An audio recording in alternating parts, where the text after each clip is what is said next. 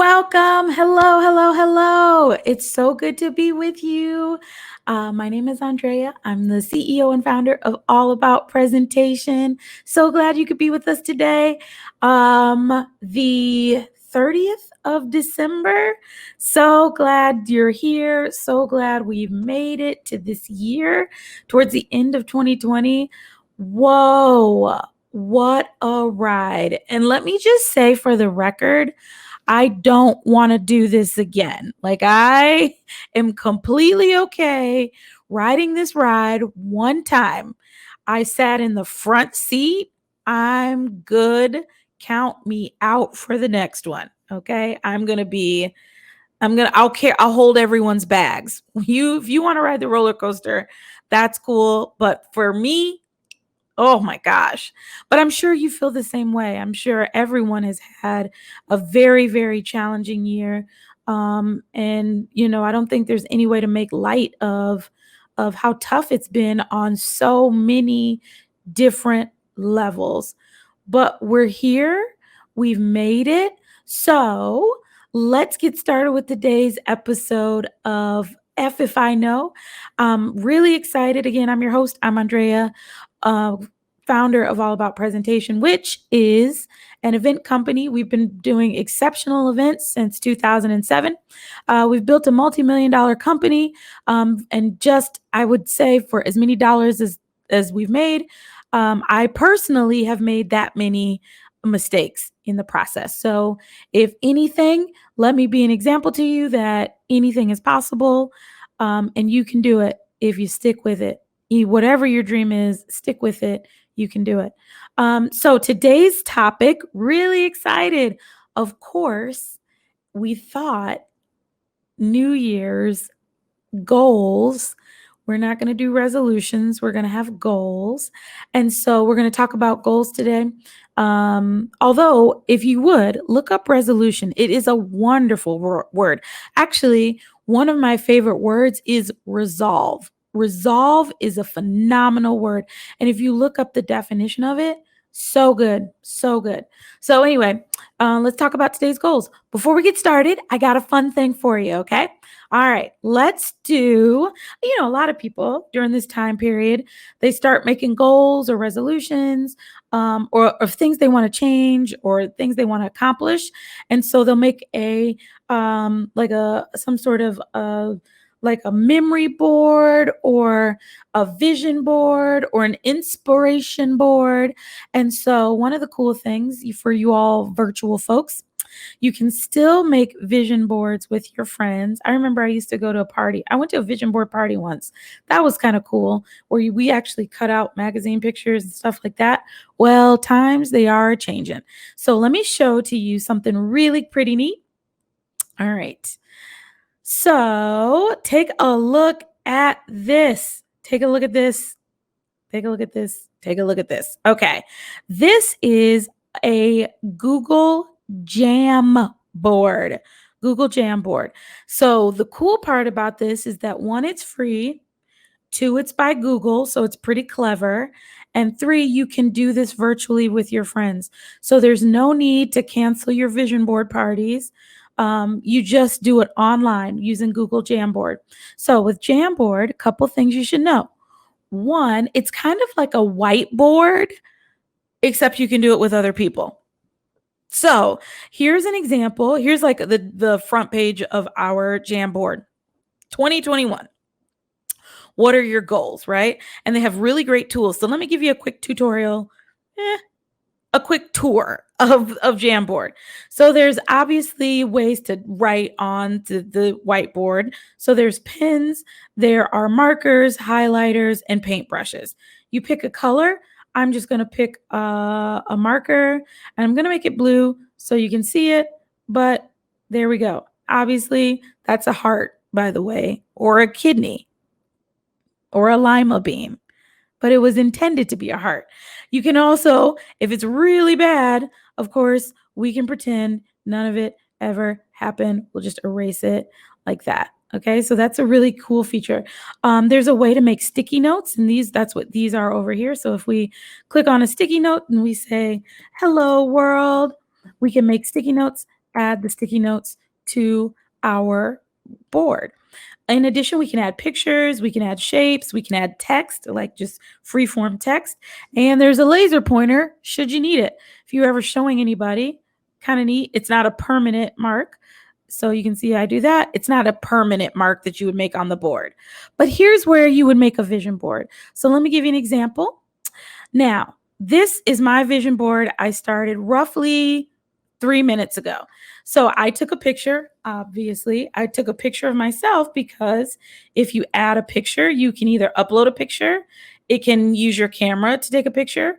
You can do a Google image search. You can come from Drive or Photos. And all you have to do is add it onto the board. What I've done is I've added sticky notes of things I want to get accomplished in 2021. One of them is I want to travel to the tropics. So I added a sticky note and then inserted a picture of the tropics. Let's say I want to do what most people always say. They want to lose the Corona 19, right? Or for some of us, Corona 25, the Corona 15, Corona weight, right? We want to lose Corona weight. So I'm going to put that down as my sticky note. That's what I want to do. Sometime between now and the end of the year, I'm going to lose it. So I can add an image to that because, again, images help with your recall ability and it makes it more real for you. So I'm going to do Google image search and I'm going to do, let's do lose weight. There we go. There's a good one. This is the image I want to see. It's a great image. Click insert. And now I am going to put it with my sticky note. Okay. So I can resize it there. Now I have lose coronavirus rate. So you can add images to your Jamboards. They're really cool. We can add text. We could say Andrea's 2021 vision. Okay. Here's my vision. That's it. Now guess what? Your friends can add to it as well. So they could add pictures. You could add pictures to other people's vision board. It's something to do to still have a vision board party. I would have wine with mine. There would be wine involved and cheese involved, and then probably a couple of friends.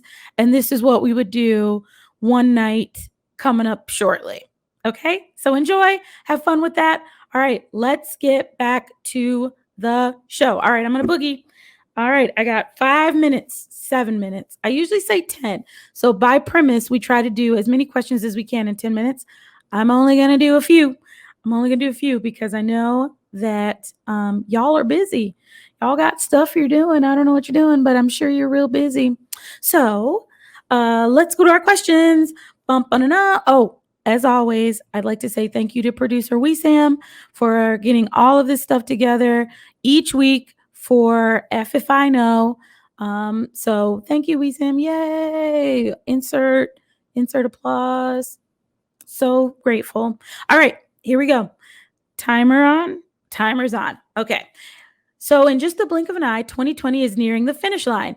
This year was heavy on so many fronts. Facts. The world saw a big shift, and I'm amazed by the people, how people adapted. Let me ask this question. How do you foresee the event industry changing in 2021? Well, let me just say my record is 0-1 right now because I didn't see the event industry changing the way it did in 2020. So that would be a goose egg for me for 2020. However, let me tell you what I think will probably happen. So in 2021, there's been vaccine talk, of course, but let me tell you something.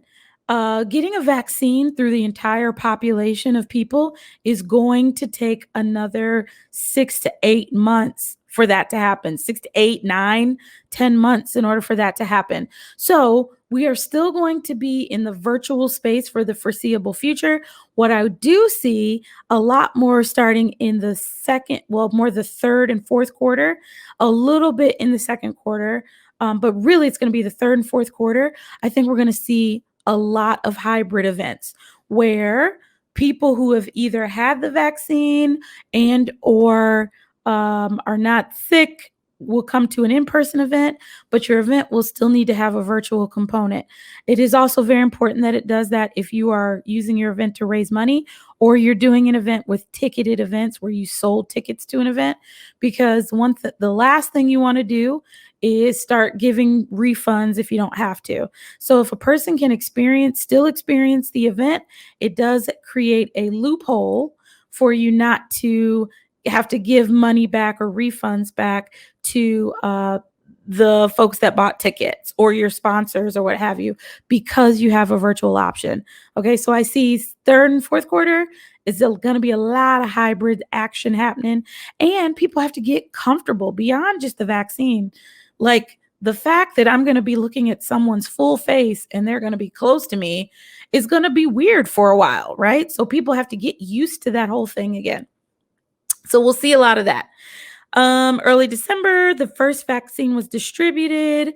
Do you think people are ready to show proof of vaccination in order to participate in in-person events? Ooh, papers. That are your papers. That's what that reminds me of. And I don't much like that. So it's kind of weird because what are you going to tell somebody? You can't come in because you don't have your papers. Ugh, that's an awkward conversation. Do you get a band? Do you get a registration card? What if I don't have my registration card?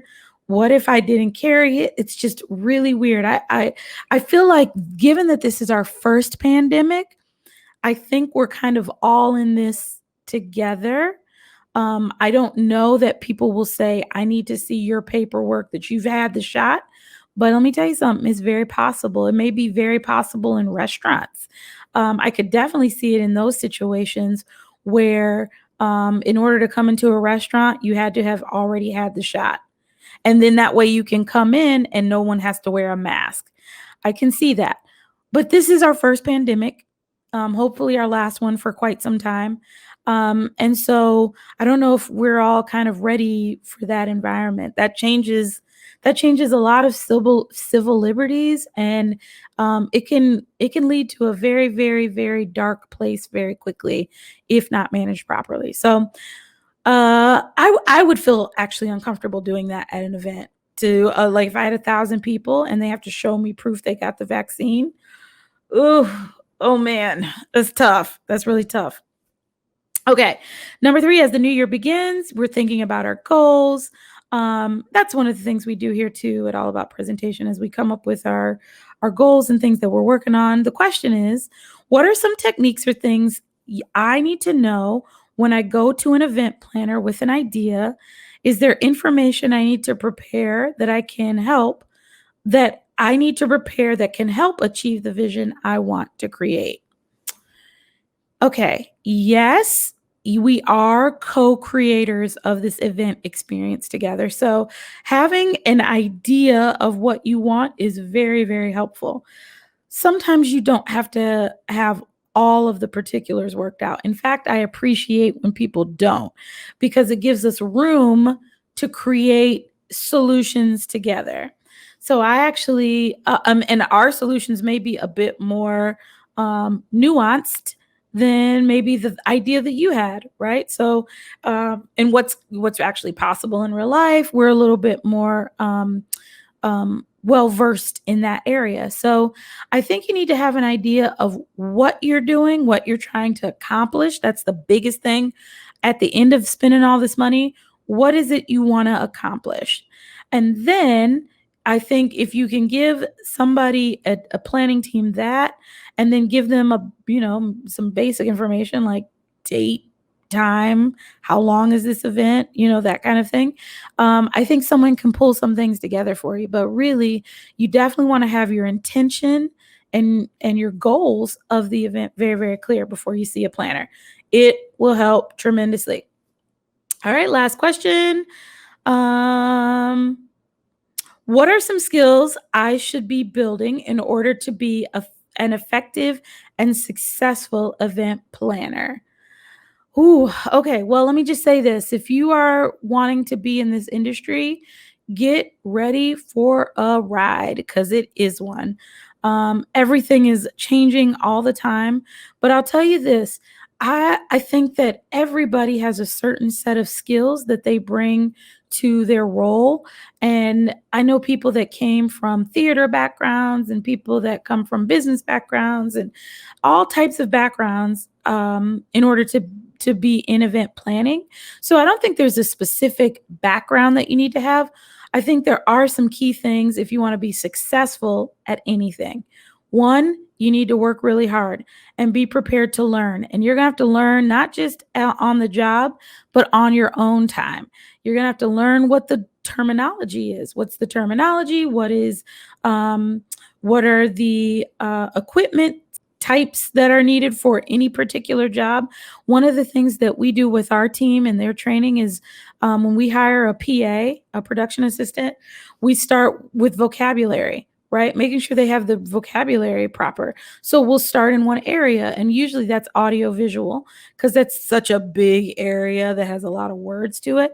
And so we start with in audio video, what are the common phrases, terminology that you'll hear? And then what is some common equipment that you'll see on our jobs, right? So we start there. Now, is it great when people come with that knowledge? Sure. But if you're switching careers or if this is your first career, then you wouldn't have that knowledge coming out of the gate. So you have to learn it. And that would be the big commitment is aptitude, like your willingness to learn, willingness to grow, and then also your attitude. You have to be a forever student, right? So always being willing to learn and then also having a good attitude while doing it. Okay. I don't know anybody who's been successful and took an easy path to get there. I just don't know none. Everybody who's successful is like in the trenches and had to fight to get there. It's a lot of hard work.